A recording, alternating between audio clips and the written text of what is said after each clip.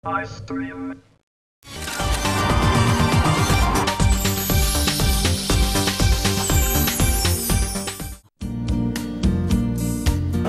Shopping എല്ലാം കഴിഞ്ഞ് കുറേ കാഴ്ചകളെല്ലാം കണ്ടല്ലോ. ഇവിടുത്തെ ഈ ഏരിയ ഈ ഓൾഡ് സിറ്റിയിലൊക്കെ കിടന്ന് കറങ്ങായിരുന്നു. ഞാനിവിടെ പിസ്റ്റ കോർണറിൽ എത്തിക്കഴിഞ്ഞു. മുഹമ്മദ് അലി ഇവിടെ റെഡിയാണ്, നമ്മളുടെ ഇളയ കുഞ്ഞ് ഓണറാണിത്. ഹലോ, ഇത് ഈ ഹോട്ടലിൻ്റെ ഫ്രണ്ട് ഏരിയ ആണ്. ഇവിടെയാണ് പേസ്ട്രീസ് എല്ലാ കാര്യങ്ങളും കിട്ടുന്നൊരു സ്ഥലം. ബർഗേഴ്സിനൊക്കെ ഇവിടെ വളരെ സ്പെഷ്യലാണ്. പാക്കിംഗ് ആണ് ഏറ്റവും കൂടുതൽ പോണത്, പാർസൽസ് ബർഗർ.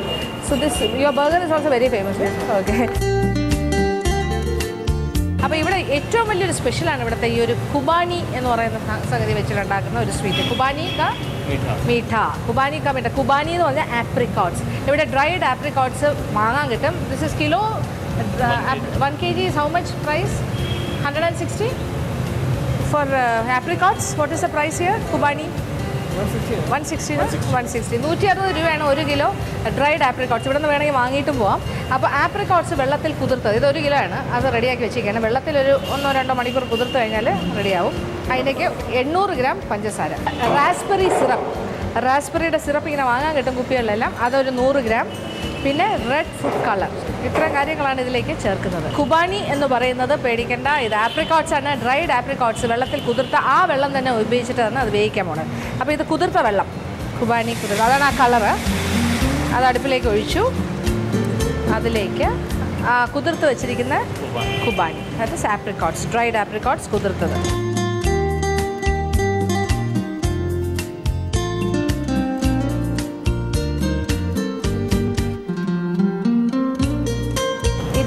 സമയം കഴിഞ്ഞു. ഇത് നന്നായിട്ട് തിളച്ചുകൊണ്ടിരിക്കുന്നു. ഇനിയിപ്പോൾ ഷെഫ് എന്താ ചെയ്യാൻ പോണേ? ഷുഗർ. ഓക്കെ, 800 ഗ്രാം പഞ്ചസാര 1 കിലോ കുബാനിക്ക്.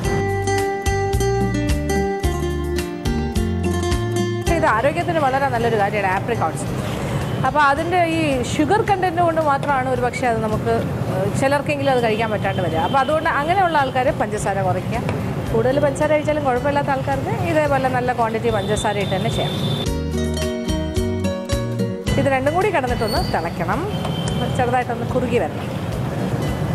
അപ്പോൾ കുബാനി ഇങ്ങനെ പേസ്റ്റിയൊന്നും ആവുന്നില്ല, അതിൻ്റെ കഷ്ണങ്ങളായിട്ട് തന്നെ കിടക്കുന്നുണ്ട്. പക്ഷേ അത് ഇച്ചിരി ഒന്ന് കുഴഞ്ഞ് ഒന്ന് വെന്ത് ഈ പഞ്ചസാരയൊക്കെ അതിലേക്ക് പിടിച്ച് അങ്ങനെ ആ ഒരു രീതിയിലേക്ക് ആയി വരും.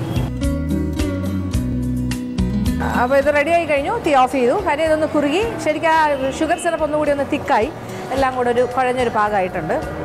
കറക്റ്റ് പാകമായി.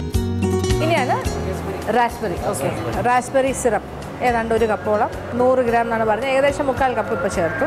കുറച്ച് permitted food colour, red food colour കുറച്ച്. അപ്പോൾ ആ റെഡ് കളറും ചേർത്തു. റാസ്ബെറി സിറപ്പ് ഒഴിച്ചപ്പോൾ അതിൻ്റെ സ്വാദും മാറും, കളറും മാറും, കുറച്ചുകൂടി നല്ല ഇതാവും. കുബാനി കാ മീഠ ഓൾമോസ്റ്റ് റെഡി, നോ?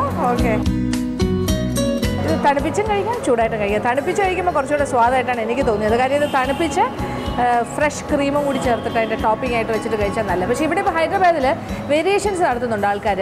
അപ്പോൾ ഇപ്പോൾ നമ്മുടെ നാട്ടിലൊക്കെ ഇപ്പോൾ കുറേ മാറ്റങ്ങൾ വന്നിട്ടുണ്ട്. ഇപ്പോൾ ക്യാരറ്റ് ഹൽവ ഉണ്ടാക്കിയിട്ട് അതിൻ്റെ കൂടെ ഐസ്ക്രീം കഴിക്കും. അതുപോലെ തന്നെ ഇങ്ങനെ ഇപ്പോൾ ആപ്രിക്കോട്ട് വെച്ചിട്ട് ഇങ്ങനെ ഒരു കാര്യം ഉണ്ടാക്കിയിട്ട് അതിൻ്റെ കൂടെ വിത്ത് ഐസ്ക്രീം കഴിക്കാം, ഫ്രഷ് ക്രീം വെച്ച് കഴിക്കാം. അങ്ങനെ മാറ്റങ്ങളോടുകൂടി വേണമെങ്കിൽ കഴിക്കാം.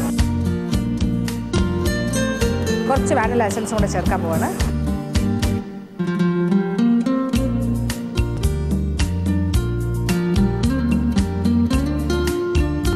Okay, thank you.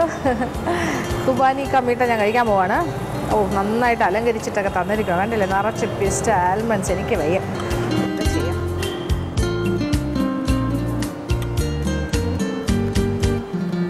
Very nice.